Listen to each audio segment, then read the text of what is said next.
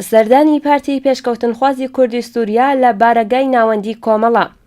لە دیداری نێوان کۆمەڵە و پارتی پێشکەوتنخوازی کوردی سووریا هەردوولا لەسەر هەندێک بابەت و پرسی گرنگ و پەیوەندیدار بە ناوچەکە بەگشتی و ڕۆژئاوای کوردستان بەتایبەتی و پەلاماردانی داعش بۆ سەر شاری کۆبانێ و شەڕ و پێکدادانەکان لەو ناوچەیە و کاریگەریەکانی بۆ سەر ڕۆژئاوای کوردستانیان تاوتوێ کرد و پاشان مەترسی داعش وەک هێزێکی تێرۆریست لەسەر هەموو ناوچەکە بەگشتی و هەڵوێست و شێوازی دەخاڵەت و یارمەتی ژمارەیەک لە وڵاتانی جیهان و ناوچە تەوەرێکی دیکەی دانیشتنەکە بوون. سەر لە بەیانی ڕۆژی هەینی ڕێکەوتی 19 نۆی 2014 وەفدێکی دەفتەری سیاسی پارتی دموکراتی پێشکەوتنخوازی کوردی سووریا بە سەرۆکایەتی بەڕێز مامۆستا حەمید دەروێز سەردانی بارەگای ناوەندی کۆمەڵەیان کرد و لەلایەن هەیئەتی سەرکردایەتی کۆمەڵە بە سەرۆکایەتی هاوڕێیان عەبدوڵڵا موحتەدی، سکرتێری گشتی کۆمەڵە ئەنوەر محەممەدی، ئەندامی دەفتەری سیاسی کۆمەڵە زاگرۆس خۆسرەوی، ساڵح شەریفی و ئەعزەم قۆبادیپور ئەندامی کومیتەی ناوەندی کۆمەڵە پێشوازیان لێکرا. وەفدی کۆمەڵە لە سەرەتا بەگەرمی بەخێرهاتنی هەیئەتی میوانیان کرد و لە تەندروستی مامۆستا حەمید دەروێشیان پرسی و هیوای تەندروستی و لە ساغیان بۆ خواست.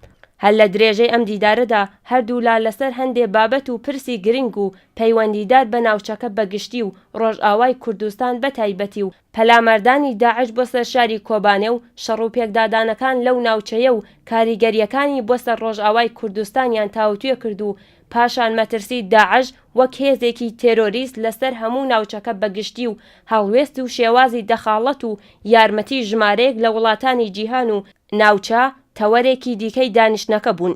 هەر لەم دیدارەدا باز لەسەر شێوازی بەرەنگاربوونەوە لەگەڵ ئەم بارودۆخە هەنووکەیەکە و ئەرکی ئۆپۆزیسیۆنی سووریا بەتایبەت پارتی پێشکەوتنخوازی کورد لە سووریا کرا و ڕۆڵی هێزەکانی پێشمەرگە لە جەنگی دژ بە تێرۆریستان و بەرگری لە نیشتمان و خاکی کوردستان بە جوامێرانە و قارەمانانە وەسف کرا و ئاماژەش بەوە کراکە لە میدیا جیهانیەکانەوە هێزی پێشمەرگە وەک هێزێکی ئازادی خواز و گرنگ لە ناوچەکە ناسێنراوە و باس کراوە. لە کۆتایی ئەو دیدارەدا هەردوولا داکۆکیان لەسەر هاوکاری و پتەوکردنی پەیوەندی یەکتری کردووە. کۆمەڵەی شۆڕژگەڕی زەحمەتکێشانی کوردستانی ئێران.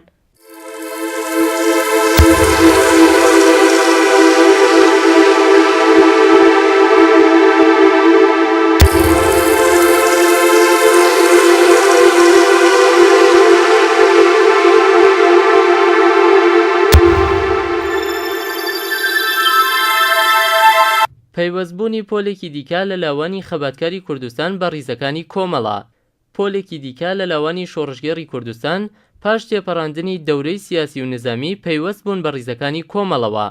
ڕۆژی پێنجشەممە 27 خەرمانان پۆلێکی دیکە لە لاوانی تێکۆشەری خوازیاری پێشمەرگایەتی پاش تێپەڕاندنی سەرکەوتوانەی دەورەی سیاسی نظامی بە شێوەی ڕسمی پەیوەست بوون بە ڕیزەکانی ئاشکرای کۆمەڵە و چەکی پڕ لە شانازی پێشمەرگایەتیان لەشان کرد. بەو بۆنەوە ڕێوڕسمێک بەڕێوە چوو کە ڕیزبەندیەکەی بەم شێوەیە بوو.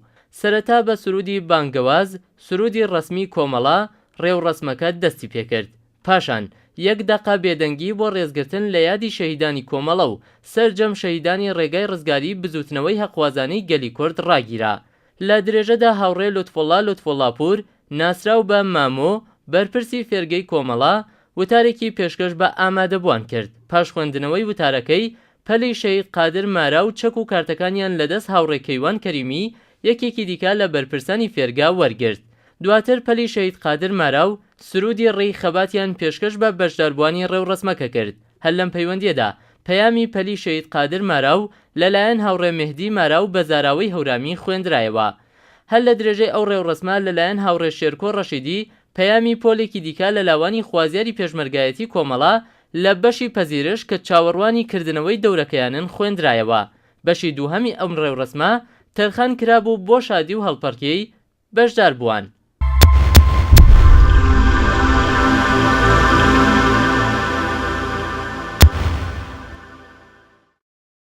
ڕاگەیاندنی کۆمەڵە بە بۆنەی ساڵی نوێی خوێندنەوە. بە بۆنەی دەستپێکردنی ساڵی نوێی خوێندنەوە لەلایەن کومیتەی ناوەندی کۆمەڵە پڕبەدڵ پیرۆزباییتان پێدەڵێن و هیوادارین کە ساڵی نوێی خوێندن ساڵێکی پڕ لە سەرکەوتن بێت بۆتان لە قۆناغە جۆراوجۆرەکانی خوێندندا. قوتابیان و خوێندکارانی کوردستان کوڕان و کچانی ئازادی خواست بە بۆنەی دەستپێکردنی ساڵی نوێی خوێندنەوە لەلایەن کومەیتەی ناوەندی کۆمەڵەوە پڕبەدڵ پیرۆزباییتان پێدەڵێن و هیوادارین کە ساڵی نوێی خوێندن ساڵێکی پڕ لە سەرکەوتن بێت بۆتان لە قۆناغە جۆرا و جۆرەکانی خوێندندا. ئەم ساڵیش لە کاتێکدا خوێندکاران و قوتابیانی خوازیاری فێربوون بەرەو قوتابخانەکان و زانستگاکان دەڕۆن و قۆناغێکی دیکە دەست پێ دەکەن کە سیستمی خوێندن و پەروەردە لە ئێرانی ژێر دەسەڵاتی کۆماری ئیسلامی لە هەمیشە زیاتر لەسەر بنەمای هەڵاواردن و ئایدۆلۆژی ئاینێکی تایبەت سیاسەتەکانی ساڵانی ڕابردووی خۆی درێژە پێدەدات. سێبەری ئەم سیاسەتە پڕ لە هەڵاواردن پاس زیاتر لە 35 ساڵ بەسەر گشتیەتی سیستمی خوێندن و پەروەردە لە وڵاتێکدا کە ئاوەڕدانەوەیەکی خێرا لە ئامارەکانی تایبەت بەم بوارە پیشاندەری گەلێک خەساری بەرچاوە ئاکامێکی جگە لە دژایەتی لەگەڵ ستاندارە جیهانیەکان و زانستگاکانی پەروەردە و خوێندنی لێ نەکەوتوێتەوە. ئێستش لە وڵاتێکدا کە حکوومەتەکەی بە درێژایی 3 دەیەونیوی ڕابردوو بانگەوازی بنبڕکردنی نەخوێندەواری دەکات.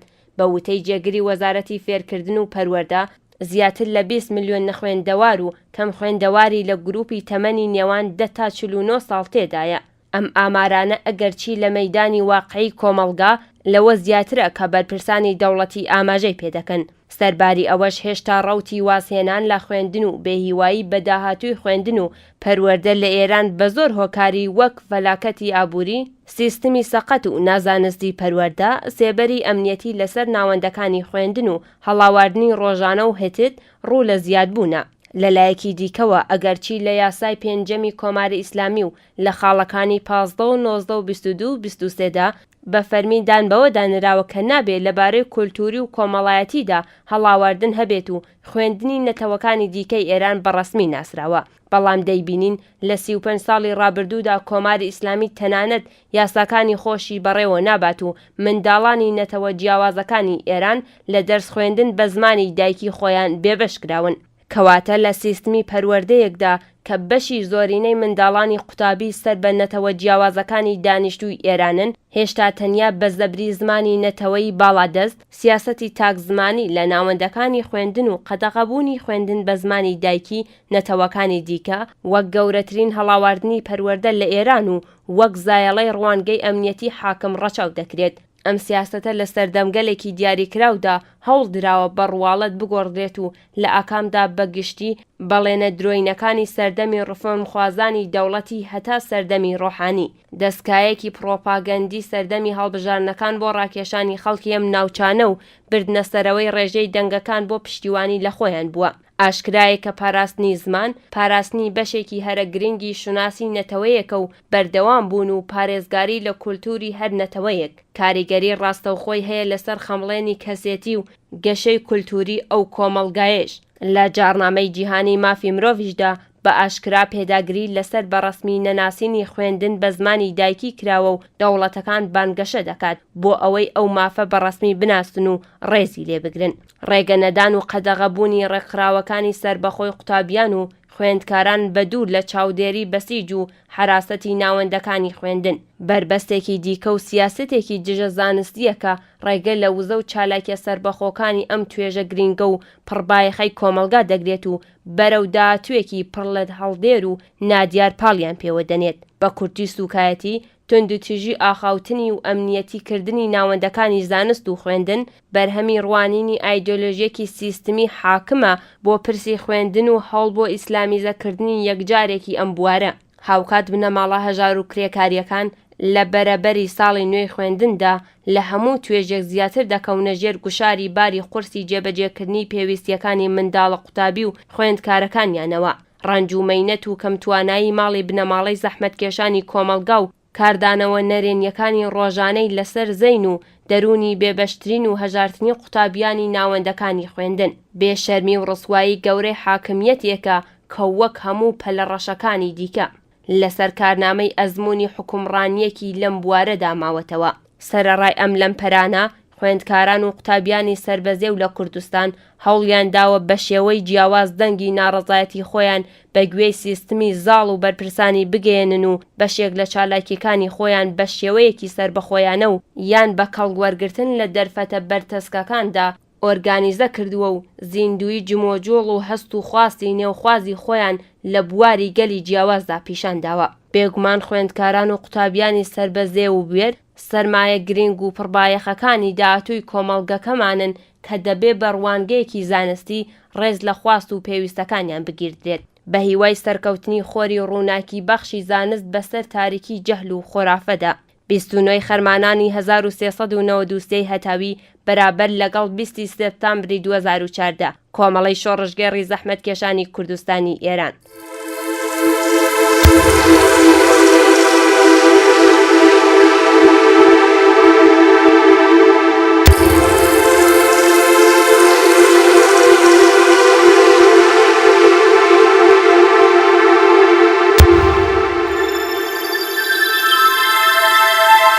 چاوپێکەوتنی کومیتەی پەیوەندیە نێونەتەوەیەکانی کۆمەڵا لەگەڵ پەرلەمانتارانی حیزبی سەوزەکان لە ئاڵمان. لەم چاوپێکەوتنەدا کۆمەڵێک پرسی تایبەت بە پێشێلکاریەکانی مافی مرۆڤ لە کوردستانی ڕۆژهەڵات و هاتنی داعش بۆ ناوچەکە و بەردەوامبوونی ئیعدامەکان لە ئێران کەوتنە بەرباس و تاوتوێکردن. ڕۆژی پێنجشەممە 25 سپتامبری 2014 هەیئەتێکی کۆمەڵا پێکاتوو لە هاوڕێیان خالد حسێنزادە ئەندامی کومیتەی ناوەندی و فواد مەحموودی نوێنەری پەیوەندیە نێونەتەوەیەکانی کۆمەڵە لە ئاڵمان لەگەڵ بەڕێز تۆم کۆنیگز پارلەمانتار و بەرپرسی مافی مرۆڤ لەسەر فراکسیۆنی حیزبی سەوزەکان لە پارلەمانی ئاڵمان و هەروەها ڕاوێژکاری بەڕێزیان خانمی سوفیا وارتمان لە پارلەمانی ئاڵمان چاوپێکەوتنێکیان ساز کرد. لەم چاوپێکەوتنەدا نوێنەرانی کۆمەڵەی شۆڕژگێر کۆمەڵێک پرسی گرنگ و هەنووکەیی لە بوارەکانی پرسی مافی مرۆڤ لە کوردستانی ڕۆژهەڵات و ئێران و هاتنی گروپی تێرۆریستی داعش بۆ ناوچەکە و بەگشتی پرسی کورد لە پارچەکانی تری کوردستانیان لەگەڵ ئەم پارلەمانتارە خستە بەرباس و تاوتوێکردن. هەر لە پەیوەند لەگەڵ پێشێلکاریەکانی مافی مرۆڤ لە کوردستانی ڕۆژهەڵات لەلایەن کۆماری ئیسلامی ئێران لەلایەن ئەم هەیئەتەی کۆمەڵەوە باسێکی چڕوپڕ لەسەر ئیعدامی زیندانیانی سیاسی و ئەگەری جێبەجێکرانی حکمی بەشێک لەم زیندانیانە لەوانە محەممەدی عەبدوڵاهی و سامان نەسیم و هەروەها گوشاری کۆماری ئیسلامی بۆ سەر بنەماڵەکانیان درایە بەرباس و لێکدانەوە. یەکێکی تر لە تەوەرەکانی ئەو کۆبوونەوەیە کوشتار و سەرکوتی کۆڵبەرانی کورد لەسەر سنوورەکان لەلایەن هێزە ئەمنیەتیەکانی کۆماری ئیسلامی و داواکاری هەیئەتەکە بۆ ناساندنی ئەم کەیسە بە بەرپرسان و ناوەندەکانی پشتیوانی لە مافی مرۆڤ لە پارلەمانی ئاڵمان بوو. شایانی باسا لە درێژەی ئەم کۆبوونەوەیەدا کۆمەڵێک داواکاری بۆ باشتر ناساندنی پرسی کورد و بەگشتی بزوتنەوەی هەقوازانەی کورد لە کوردستانی ڕۆژهەڵات لەلایەن هەیئەتەکەی کۆمەڵەوە درایە بەرباس. هەر لەو کۆبوونەوەیەدا وێڕای بە گرنگزانینی باسەکان و پێگەشتنی زانیاری نوێ و چاوەڕوان نەکراو بەڕێز تۆم کۆنیکس خۆشحاڵی خۆی دەربڕی و خوازیاری پەیوەندی زۆرتر لەگەڵ کۆمەڵە و گرنگیدان بە کێشەی کورد لە کوردستانی ڕۆژهەڵات بوو.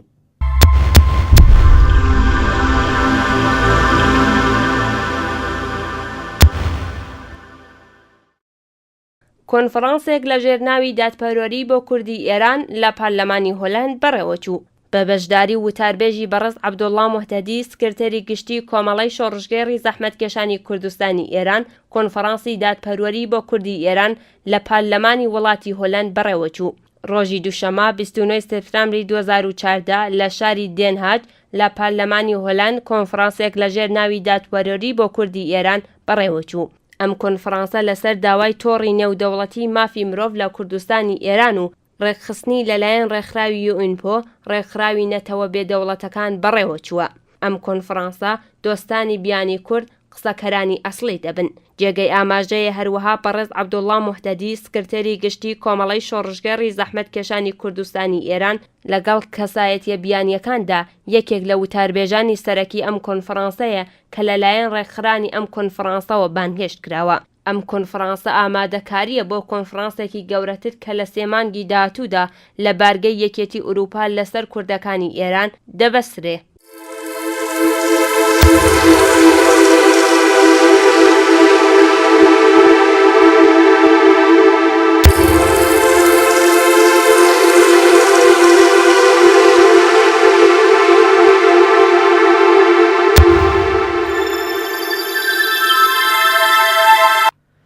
بەشداری کۆمەڵا لە یادی 26مین ساڵوەگەڕی کوشتاری زیندانیانی سیاسی ساڵی 67 هەتاوی لە کانادا. ڕێوڕسمێک بۆ ڕێزگرتن لە یادی 26مین ساڵوەگەڕی کوشتاری زیندانیانی سیاسی کە لە ساڵی 1367 هەتاویدا لە زیندانەکانی کۆماری ئیسلامی بە کۆمەڵ لە سێدارەدران لە وڵاتی کانادا بەڕێوەچوو. ڕۆژی یەکشەممە 28 مانگی سپتامبری 2014 کمیتەی بەڕێوەبەری یادی کوشتاری 67 بریتی لە کۆمەڵەی شۆڕژگەری زەحمەتکێشانی کوردستانی ئێران، حیزبی دموکراتی کوردستانی ئێران، سازمانی فەداییانی خەڵکی ئێران، ئەکسەریەت و حیزبی تودەی ئێران لە کانادا بە بۆنەی کوشتاری ساڵی 67 و ڕێزگرتن لەو گیانبەختکردوانە و هەموو گیانبەختکردوانی ڕێگەی ئازادی ڕێوڕسمێکیان لە شاری تورنتۆ لە وڵاتی کانادا بەڕێوە برد. ئەم ڕێوڕسمە سەرەتا بە 1 دقیقا بێدەنگی بۆ ڕێزگرتن لە یادی هەموو گیانبەختکردوانی ڕێگەی ئازادی دەستی پێکرد. پاشان هاوڕێیان محەممەد سەیدزادە و ڕۆزا ڕێزی بەرنامەکانیان پێشکەش کرد. بە دوایدا هاوڕێ فایق مەحموودی ناسراو بە هەڵمەت بە نوێنەرایەتی لەلایەن کمیتەی یادمانی قوربانیانی ساڵی 67ەوە پەیامی کمیتەی بەم بۆنەوە پێشکەشی بەشداربووان کرد.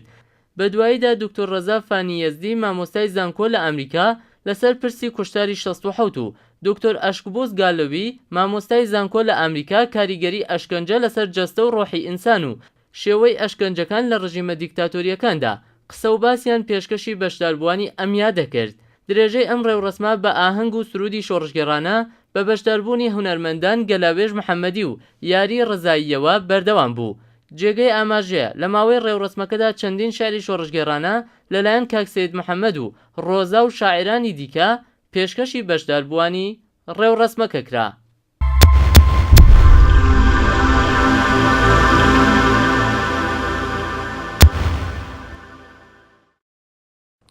کوردانی یەتۆبۆری دژی هێرشەکانی داعش بۆ سەر کۆبانێ خۆپیشاندان دەکەن پاش هێرشی چەکدارانی تێرۆریستی بۆ کۆبانێ و ئاوارەبوونی خەڵکی ئەو ناوچەیە. هەردوو حیزبی کۆمەڵەی شۆڕژگەری زەحمەتکێشانی کوردستانی ئێران و حیزبی دموکراتی کوردستانی ئێران بانگەوازێک بۆ خۆپیشاندان لە یەتۆبۆری وڵاتی سوێد بڵاو دەکەنەوە. بە مەبەستی محکومکردنی ئەم هێرشە دڕەندانەی دەوڵەتی ئیسلامی ناسراو بە داعش کە بۆ سەرگەلی کورد لە ڕۆژئاوای کوردستان بەتایبەت شاری کۆبانێ کردوویەتی.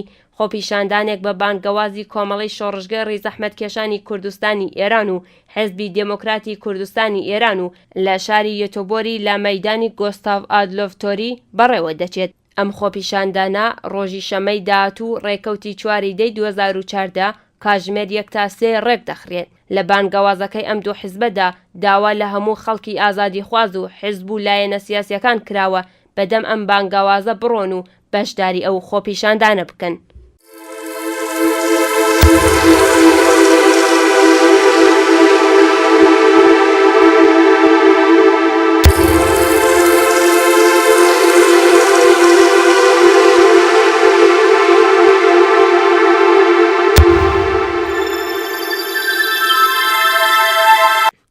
عەبدوڵڵا موحتەدی قسەکانی وەزیری ئیتلاعاتی ئێران بێبنەما و دوورن لە ڕاستی. پاشەوەی وەزیری ئیتلاعاتی ئێران ڕایگەیاند بوو کە کۆماری ئیسلامی لەگەڵ حیزبی دموکرات و کۆمەڵە دانیشتنی بووە. بەڕێز عەبدوڵڵا موحتەدی سکرتێری گشتی کۆمەڵەی شۆڕژگەر لە وتوێژێک لەگەڵ کەناڵی BBC قسەکانی ناوبراوی بە ناڕاست و بێبنەما زانی و ڕەتی کردەوە کە کۆمەڵە هیچ جۆرە دانیشتن و وتوێژێکی لەگەڵ کۆماری ئیسلامی کردبێت. ئەوەی لە خوارەوە دێت بەشێک لە وتوێژی بەڕێز عەبدوڵڵا موحتەدی سکرتێری گشتی کۆمەڵەی شۆڕژگەرە لەگەڵ کەناڵی BBC فارسی. BBC: بەڕێز موحتەدی وتوێژتان کردووە لەگەڵ کۆماری ئیسلامی؟ وەڵام: بە هیچ شێوەیەک ئێمە چ بە شێوەی ڕاستەوخۆ یان ناڕاستەوخۆ لەگەڵ هیچ یەک لە ئۆرگانەکانی کۆماری ئیسلامی وتوێژمان نەکردووە و ئەم قسە ناڕاست و بێبنەمایە. بۆچی حیزبی ئێوە وتوێژ ناکات لەگەڵ کۆماری ئیسلامی؟ بەرپرسیارەتی ئەوە دەکەوێتە سەرشانی کۆماری ئیسلامی کە هەمیشە دژی سیاسەتی ئاشتی خوازانەیە و ئێمە وەک خۆمان هیچ کات چارەسەری بە ڕێگەی سیاسی و توێژ بۆ پرسی کورد ڕەت ناکەینەوە. سیاست و هەڵسوکەوتی ڕژیم بە شێوازێک بووە کە متمانی پێ ناکرێت. کاتی خۆی و لە ساڵی 1989 لە کاتی وتوێژ دکتۆر قاسملوو لەلایەن وەفدی وتوێژکارەوە تێرۆر کرا.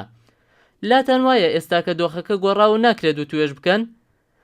ئەم گۆڕانی بارودۆخە لەلایەن کۆماری ئیسلامیەوە دەبێت ڕەنگدانەوەی هەبێت. نەمان بینیوە تا ئێستا کە هیچ گۆڕانێک لەلایەن کۆماری ئیسلامی لەمەڕ پرسی کورد هاتبێتە ئاراوە. کۆماری ئیسلامی دەبێت سیاست و کردەوەی بگۆڕێت، دەبێت ئیعدام نەمێنێ، نابێت کۆمەلگای کوردستان بە چاوی ئەمنیەتیەوە سیر بکرێت. بەڵام ئێمە تا ئێستاکە پێچەوانەی ئەوانەمان لە کۆماری ئیسلامی بینیوە. 35 ساڵە دووراودوور قسە و باس و گفتوگۆ شتی لەو بابەتە لە ئارادایە. ئەمە کەی کۆتایی دێت؟ گوشاری ناوخۆیی جیهانی و نێونەتەوەیی ئەمانە دەگۆڕێ و کۆتایی پێدێنێ. تورکیا ئێستاکە سیاسەتێکی نەرمتری لە بەرابەر کوردەکانی کوردستانی باکوور هەیە و سووریا بۆ خۆی کانتۆنی پێکێناوە و کوردی باشووریش لە چوارچەوەی سیستمێکی فدراڵی لە عێراقدا گەیشتون بە بەشێک لە مافەکانیان. بۆیە درەنگیان زوو کۆماری ئیسلامی دەبێت گۆڕان لە خۆیدا بکات و شێوازێکی دیکە بۆ چارەسەری پرسی کورد بگرێتە بەر و لەگەڵ بینینی ئەو گۆڕانکاریانەش کوردی شێوازی خۆی دەگۆڕێت.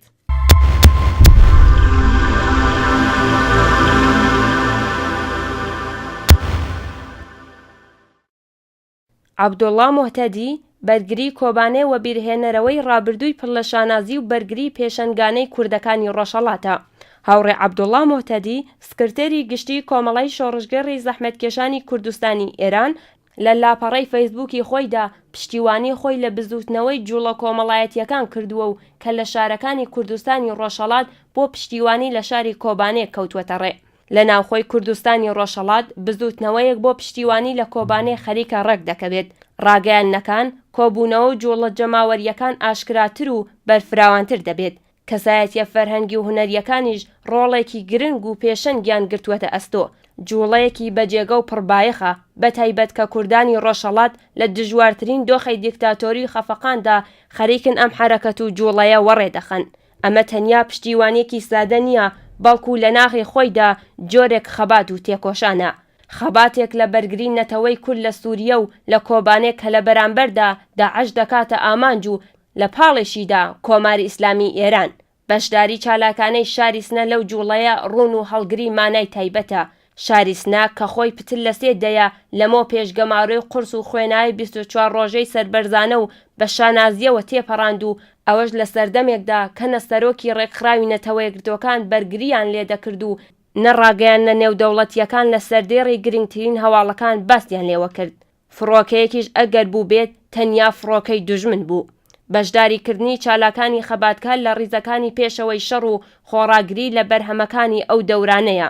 بەرگری کۆبانێ و بیرهێنەرەوەی ڕابردووی پڕ لە شانازی و بەرگری پێشەنگانەی کوردەکانی ڕۆژهەڵات بە دژی داعشی نێوخۆیی خۆیانە و هەر بۆیە لە ناخی دڵیانەوە ئەم جوڵانە هەڵدەستێت. ئەم جوڵە نوێیە لە کوردستانی ڕۆژهەڵات لە پشتیوانی لە کۆبانێت دەبێت ڕێزی لێ بگیردێت و بە تەواوی تواناوە دەبێت بەهێز بکرێت.